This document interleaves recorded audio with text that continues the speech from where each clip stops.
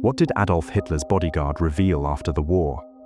In 2008, Rochus Misch, a member of Adolf Hitler's personal guard, published his memoirs in Germany titled The Last Witness, in which he revealed some details about the Führer's daily life.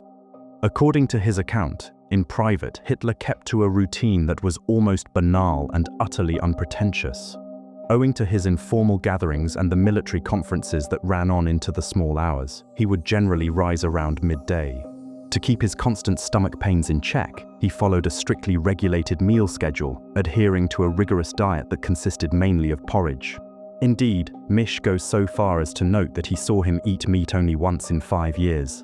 He never drank coffee, preferring only apple or caraway tea, and throughout the day he would constantly nibble on cakes and chocolates. After his duties, he would escape reality by watching films almost every night. Misch reveals Hitler's curious fondness for Charlie Chaplin's films, and although he cannot recall whether the satire The Great Dictator was among them, he does recall that the American historical drama Gone with the Wind was one of his favorites. Yet it is other revelations that prove more interesting. At one point in the book, Misch explains Hitler's genuine aversion to the use of the atomic bomb.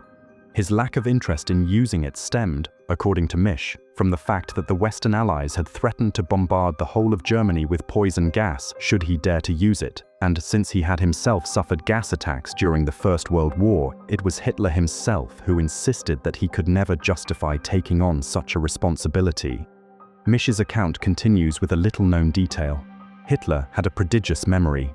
He never forgot a name or a face, and he was even able to recall documents he had read years earlier. Misch also records the profound hatred the Chancellery staff felt towards Martin Bormann, Hitler's private secretary, whom they described as a born schemer, and by contrast, the great fondness they held for Joseph Goebbels, whom they judged a man brave enough to contradict Hitler on occasion.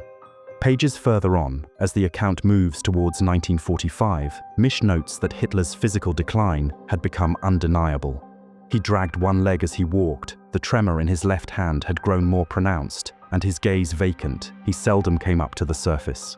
In Misch's own eyes, he already seemed a hollow, distant old man. Misch fled the Führerbunker in the early hours of May 2, 1945, and was captured by the Red Army.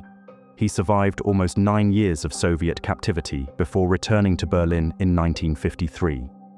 He died in September 2013 at the age of 96.